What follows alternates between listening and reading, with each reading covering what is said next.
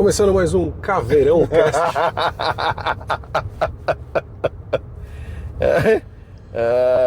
Aí Táxi do Ruhu. Para com isso, cara. Para com isso. Ó, vamos começar aqui. Eu queria que o canal fosse um canal sério, né? Respondesse perguntas.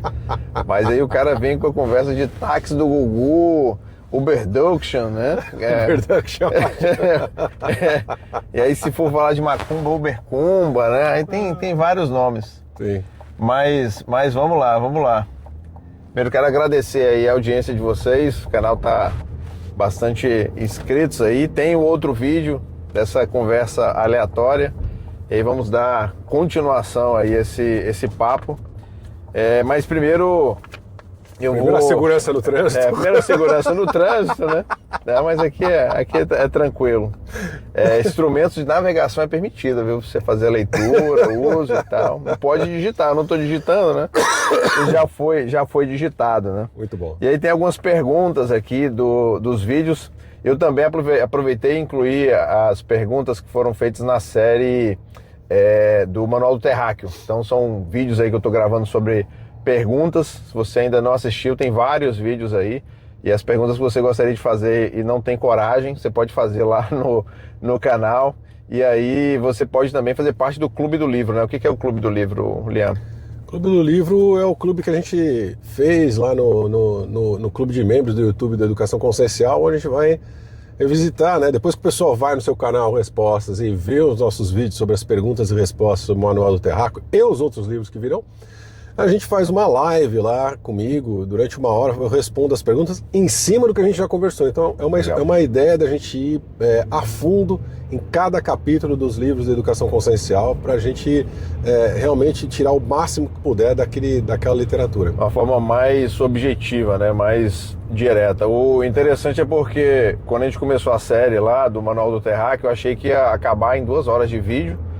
Já tem mais de 4 horas de vídeo, eu não cheguei na metade do livro, né? Tô querendo me livrar logo dessa tarefa, mas tá difícil. Mas vamos terminar, né? Temos aí mais de 8 capítulos gravados e algumas perguntas bem interessantes aí voltadas pro despertar, mas é como o Liam falou, e aí quando vai lá pro Clube do Livro fica uma coisa mais objetiva, mais direta, mais focada, não vira atendimento individual, essa parte eu que faço lá no canal. Mas vamos aqui às perguntas, como eu prometi, fazer as perguntas pro Liam, para ele responder. A primeira pergunta é um comentário da Jane Zara Nova ES 8698. Rapaz do céu. Tá bom. O despertar é se desemocionar porque tudo está vinculado à emoção, ao apego. Não, de forma alguma. A gente não deve procurar, aliás, eu não sei nem se é possível, né? Quando a gente fala falta de emoção, a gente fala de psicopata, né? A gente fala apatia é uma condição, né? Que não é normal, que não é saudável, né? Então, a gente tentar se livrar das emoções não é saudável. As emoções fazem parte do ser humano, fazem parte de quem somos, né? Eu sempre falo que a gente deve agir na neutralidade. Eu tenho uma frase que eu gosto de repetir, que a neutralidade não é ausência de emoções, é não deixar as emoções controlar as suas ações. Ou seja, na verdade o despertar é a gente parar de deixar de ser impulsivo, é a gente agir com um equilíbrio completo entre razão e emoção. A análise completa, o nosso cérebro funcionando os dois lados, bonitinho, com todas as funções, a nossa razão bonitinha com as nossas emoções, consciente, subconsciente, inconsciente, todo mundo trabalhando junto para que a melhor solução seja encontrada. Não é a gente suprimir as emoções. A gente fica meio confuso na questão das emoções, porque o que a Matrix Consciencial faz é exatamente o contrário, é desbalancear, né? Ou a gente ir muito pro racional, ou no caso da maioria dos latino-americanos, ir para a parte emocional, né? Então, com certeza brasileiros, portugueses, estou falando latino-americano, estou colocando os portugueses no meio, vamos lá, língua latina, tá? Então pode colocar os franceses juntos, os italianos, a gente tem algumas coisas em comum, né? Essa parte mais emocional. Então, a Matrix Consciencial para esses povos foca muito na questão emocional, no desequilíbrio emocional. Então a gente não resolve um desequilíbrio suprimindo aquilo que nos gera o desequilíbrio.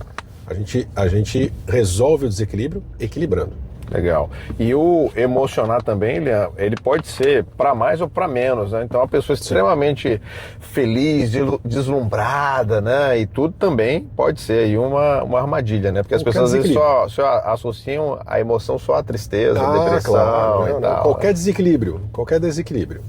Legal. Próximo comentário, a próxima pergunta é aqui da Malu R. Lopes, 2538. Muito obrigado aí pela pergunta. Ela pergunta: não existe alma gêmea?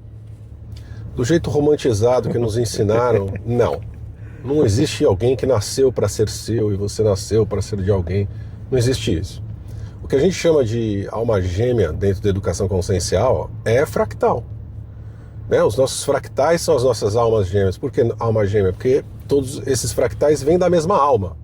Certo? Portanto, somos filhos da mesma alma, romantizando um pouquinho a definição. Agora, alma gêmea é aquela pessoa que nasceu para você. Isso não existe. E outra. E será que o meu marido, a minha esposa é meu fractal? Não. É muito complexo de Édipo casar com si mesmo, né? É uma coisa complicadíssima. E por que você vai querer essa experiência, né? De casar com si mesmo? Você tem uma apatia, né? Voltando para a pergunta anterior, com certeza. Então, assim, esquece isso. Esquece que são grandes armadilhas que tem na Matrix consciencial dessa questão romantizada de alma gêmea. Legal. E a segunda pergunta, o comentário também tem a ver com o anterior. Lian, chama alma gêmea ou complemento divino existem, que fala sobre 12 almas, né? Foi a Sandra MD5NX, que formam a mônada. Tem alguma relação com o assunto de hoje? Um abraço. Ela está mais ou menos parecido aí a pergunta, né? Talvez tenha uma confusão de conceitos aí, né? Complemento divino. Complemento quer dizer que você precisa de algo que te complete. Uhum. Fractal não é pedaço. Fractal é uma manifestação numa frequência diferente, né? Num tamanho diferente do todo. Então não existe pedaço. Fractal é o menor é igual ao maior. Então não tem nada o que complementa a fonte. Se somos fractais da fonte, somos a fonte. O que complementa a fonte? Se a fonte que tudo nada pode complementar a fonte. Não tem nada faltando na fonte. Esse é a primeira questão de conceito. O segundo é assim, então esses complementos formam uma mônada. Não, calma, aí a gente tem que ir na questão da fractalização mais uma vez, que não é pedaço. É manifestação numa faixa frequencial diferente, que a gente fala que é mais densa, né, ou menor. Então, quando a gente está falando do universo local, a gente fala a primeira manifestação de supramônada, que fractaliza em mônada, fractaliza mais uma vez, não é pedaço. É uma manifestação da supramônada em uma faixa frequencial mais densa. A mônada se fractaliza em eu sou, mais uma vez, não é pedaço da mônada, é a mônada se manifestando numa faixa frequencial mais densa. E isso continua, do eu sou para a alma, da alma para o fractal de alma. Então nós somos o todo, nós somos a mônada, nós não somos um pedaço da mônada, nós temos a nossa mônada inteira em nós, nós somos a nossa mônada inteira. Legal. Só que manifestando numa faixa frequencial mais densa. Legal. Comentário aqui da Juliana Torres, 5403. Gosto e não gosto de vocês. Não entendo tudo que falam e ao mesmo tempo tudo faz sentido. Apenas um comentário. Eu gosto e não gosto de vocês. Bem sincero. Crise existencial. O Arthur sem H. Arthur sem H. É o Artus. Artus. Esse é conhecido. Artus sem H. Um grande abraço aí, obrigado aí pelo Tá comentário. sempre com a gente. As amizades que surgem é um indicativo da subida ou descida da frequência? Boa pergunta, hein? Boa pergunta, porque pode ser um dos indicativos. Eu gostei da palavra indicativo, não quer dizer que está determinando alguma coisa. Mas pode ser sim um indicativo. O diga-me com quem andas e te direi quem és, tem uma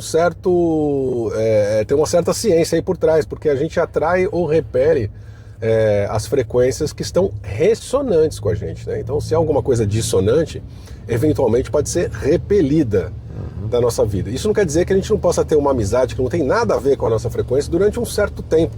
Por isso que eu falei que é um indicativo, mas não é determinante, né? Mas gostei da pergunta. Olhar as nossas amizades tem a ver, sim, com a nossa faixa frequencial. Tem, sim. Muito bom. E aqui uma pergunta da Marli Costa, 4526. Tá sempre com a gente também. Obrigada. Talvez, pelo que eu entendi, é melhor ouvir nossa voz interior. Assim não corremos o risco de culpar ou cobrar ninguém. Adorei este aprendizado. É bom ouvir a voz interior. Principalmente quando a gente sabe que voz é essa, né? Quando a gente tem certeza que é a nossa voz, né? Que é a voz que vem de dentro, que somos nós mesmos, na nossa consciência. Perfeito. E a gente vai aprendendo isso no espetáculo. Como saber, né? A gente vai aprendendo. Como que você reconhece a voz de uma pessoa ou de outra pessoa, né? Você vai reconhecendo o timbre, você vai vendo o tom de voz e tudo mais. Na questão do despertar é a mesma coisa, porque pode ser tanta coisa, essa vozinha pode ser tanta coisa dentro, né? Mas desde que você reconheça que seja você mesmo, excelente. Legal. Gisele Góes, 9224. Com a gente também. Nós mesmos que construímos o lixo cósmico, formando e alimentando essa barreira. E aí, no teu entendimento, a gente constrói, como é que isso funciona, né? A gente constrói tudo, né? O conjunto das consciências, né? O universo é consciencial, né? A experiência é consciencial. A Matrix é consciencial. Então, todas as consciências constroem. A nossa consciência individual constrói a nossa lâmina de experienciação, ou seja, a nossa própria experienciação. O conjunto das consciências constrói as experiências em conjunto, as linhas do tempo e tudo mais. Então é isso, tanto o lixo quanto a coisa boa, quem constrói somos nós. Não é só o ruim não, as coisas boas a gente constrói também. Legal, e aqui o Arthus sem H de novo. Olha ele aí, o Arthus impossível, hein? A criança aprende que dá choque. Tudo é aprendizado. Demonizar a curiosidade não é por aí. Quem não quer saber quem é a sua mônada? Não é demonizar a curiosidade, não. A curiosidade é o que move a ciência, é o que move a espiritualidade, é o que move tudo, né? A gente só precisa tomar cuidado com a curiosidade, né? A criança, por exemplo, quando ela vê o filme do Superman e ela tem a curiosidade de pular pela janela para ver se ela sai voando, é uma curiosidade que não é muito interessante de ter. Então eu preciso de um adulto supervisionando, falando para ela, olha, essa curiosidade aqui, ela não é tão interessante. O dedinho na tomada pode ser interessante se for uma tomadinha um pouco mais simples. Agora, se você for dentro de uma central de energia lá e querer colocar a mão no cabo para ver se o choque toma, aquilo pode ser fatal. Então as curiosidades referentes ao despertar também são assim. Existem curiosidades que a gente toma um choquinho, existem curiosidades que a gente pode se estrepar por uma ou mais encarnações. Então é super interessante ter curiosidade, mas a curiosidade precisa ter alguma base, não pode ser uma curiosidade infantil onde eu vou enfiando o dedo em tudo quanto é tomada para ver o tamanho do choque. E o interessante dentro disso que você falou, que a gente conversou em outros vídeos aí, é que você fala sobre a finalidade, né? Sobre acessar a informação, né? Ele fala que quem não quer saber quem é a sua moda. Sim. Qual é a finalidade ou qual é o propósito disso? Para que eu estou buscando isso ou por quê? Faz sentido? Tem uma razão? Aí eu acho que essa curiosidade ela tem que estar alinhada com uma finalidade, um propósito. Sim, né? sim. E pode até ser uma curiosidade em termos só de curiosidade, mas precisa ver qual a importância e o peso que você dá para essa curiosidade dentro do seu despertar. Aí vai uma coisa muito pessoal e de observação das pessoas dentro do despertar, né? Eu quero saber qual é a minha mônada. Tá bom, eu falo para você que a sua mônada se chama Joaquina. O que você faz de hoje em diante agora? O que mudou a sua vida? Sim. Agora, você é da mônada Joaquina. E aí? A sua mônada está localizada em Andrômeda. Que bom. Não muda nada. Então qualquer bobagem que eu falar para você, você vai aceitar essa bobagem e vai ficar feliz com aquela bobagem. Ou seja, existem algumas curiosidades que não são possíveis de serem respondidas. A gente não tem, com o nosso cérebro físico, nem condição de entender o que é uma mônada. A gente não consegue entender o que é uma mônada. Aliás, a gente está com dificuldade de entender o que é um fractal de alma, né? O que é uma alma, que está muito mais próximo. A gente não tem condição de entender. Não estou falando que não é para tentar entender. Aí a gente usa as analogias e tudo mais. Agora, qual é a minha mônada? É o tipo de resposta que, além de não te levar a lugar nenhum, é impossível de ser dada. Primeiro que não tem palavras, né? A linguagem das mônadas não é o português, tem a certeza absoluta, e não tem o alfabeto igual o nosso. Então, né, a mônada não tem garganta, não tem corda vocal, não tem fonética para definir o que é uma mônada. Então, fica complicado. De vez em quando a gente tenta infantilizar alguns assuntos para ver se o nosso cérebro consegue digerir. Mas também precisa ver qual a função daquilo, né? Como você mesmo disse. Legal. A Carla Carneiro, 82. Tenho dificuldade em entender as linhas do tempo, né? Ir ao passado / futuro e em compreender as dimensões 3D, 4D e etc. Nós estamos em qual dimensão? E grata pela transmissão de vossos conhecimentos. Tem muita coisa sobre isso no vídeo anterior dessa conversa aqui, né? Você falou bastante sobre, eu te fiz algumas perguntas e algumas analogias, mas fica à vontade, se você quiser responder aqui também, complementar ou falar mais alguma coisa sobre. Tem também muito vídeo na Educação Consciencial sobre isso, nos livros também. Tem curso que a gente estressa bastante isso. Já quase todo, Despertando a gente fala disso, né? Legal. Da série dos DGs. Eu tô falando isso porque qualquer resposta que eu der aqui em 1, 2, 3, 5 minutos, ela não vai ser suficiente, né? Para você entender presente, passado, futuro. Bem-vindo ao clube se você não entende o que é o tempo, né? Ninguém entende o que é o tempo, né? Então, eu vou falar aqui alguns conceitos, mas não sei se vai ajudar muito. Então, primeira coisa que a gente precisa entender é que o tempo, ele é uma experiência. O pessoal fala, o tempo não existe. Como não existe? Eu tive passado, o teu futuro não existe. Então, o tempo é uma experiência de cada um. Isso aí até Einstein, né, disse que o tempo é relativo, né? A teoria geral da relatividade discute sobre isso. Relativo a quê, né? Aí dá suas variáveis, né? Dá suas comparações. Então, a minha experiência de tempo é diferente da sua experiência de tempo, e isso é extremamente interessante. Então experiência, tempo é uma experiência. Quando a gente fala de passado e futuro, a gente está falando de locais no espaço-tempo. Aí vai outro conceito da teoria da relatividade que diz que não existe o espaço e o tempo, que diz é espaço-tempo. Todas as vezes que eu me desloco no espaço, eu me desloco no tempo. Também não tem como me aprofundar aqui, desde o DG1 a gente fala disso. Então, quando a gente fala de passado e futuro, nós estamos falando de localidades. Localidades dentro da nossa experiência. Então, o que existe para a nossa consciência é um presente contínuo. O passado, o futuro e o presente são experiências. Aonde que está o meu foco de atenção? Eu posso deslocar o meu foco de atenção para qualquer localidade dentro dessa malha de espaço-tempo. Por isso que fica difícil a gente entender passado, futuro, como isso funciona, né? E a questão das dimensões são faixas vibratórias diferentes de experienciação, né? Então, enquanto tempo a gente está falando de uma faixa horizontal, vamos colocar dessa forma, as dimensões a gente está falando de uma faixa vertical de experiências, né? Da mais sutil até a mais densa. Então, a mais densa para experienciação da consciência é a 1D, onde está o reino mineral, de uma forma bem grosseiro de explicar. O 2D, onde está o vegetal e o animal. O 3D consciencial. Estou falando consciencial, né? Falei dimensão ainda. Estou falando de densidade, né? Densidade consciencial. 3D, 3 e 4D, onde estão os humanos e os outros seres, daí para cima vai. Aí quando fala dimensão de espaço-tempo, nós estamos no 4D.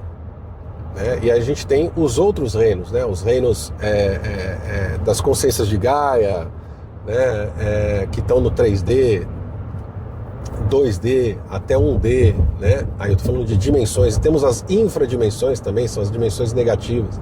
E se eu não me engano, falam DG2, tá? E daí para cima, né? Quando a gente morre, a gente vai para o 5D, ou quando a gente dorme, a gente vai para o 5D, depois o próximo passo é 6D, para sair da Terra é 7D. E aí eu vou falar uma coisa, nada disso existe. Não existe. Mais uma vez, são classificações que nós colocamos, são quadradinhos que nós colocamos para o nosso cérebro físico tentar entender. Mas não existe uma barreira, olha, aqui ó, limite de município, aqui termina o 4D, aqui começa o 5D. Não funciona assim. Mas, mais uma vez, a gente precisa infantilizar para as nossas mentes, que ainda somos, né, crianças conscienciais, para ver se a gente consegue entender. Mas um adulto consciencial já não percebe dessa forma. Legal.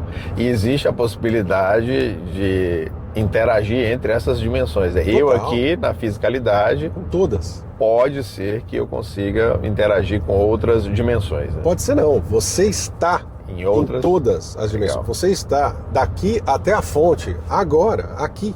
Legal. A dimensão não é para cima e para baixo, é aqui. Nós estamos em todas as dimensões ao mesmo tempo, vivenciando todas as dimensões ao mesmo tempo. Legal. IV Rodrigues 8242. Oi, não entendi por que uma alma, para passar um recado para sua fractalidade, precisa pedir a outra alma para fazê-lo por sua verticalidade. Se o risco que essa outra alma corre em descer o recado, né, seja o mesmo do que a que deseja informar algo.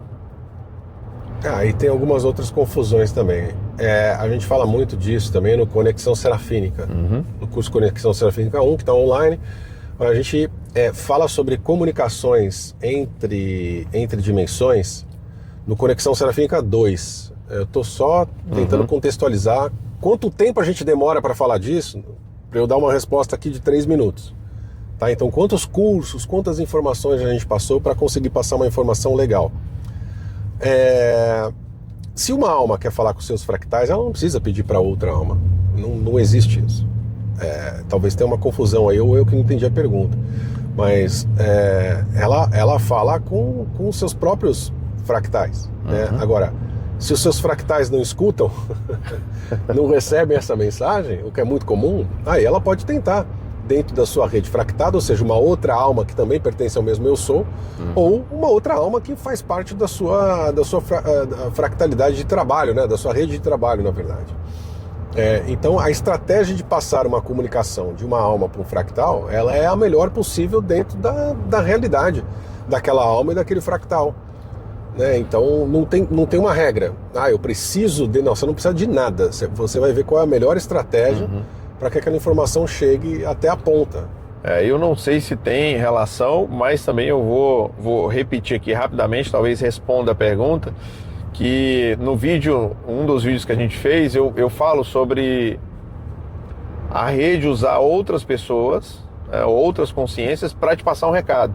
Porque talvez naquele momento você não consiga perceber, ou você não esteja frequencialmente adequado para receber informação diretamente lá da sua rede, e aí eles vão usar alguém que está apto a te dar aquela informação, ou te passar um recado, alguma coisa nesse sentido. É a melhor estratégia para que a informação chegue.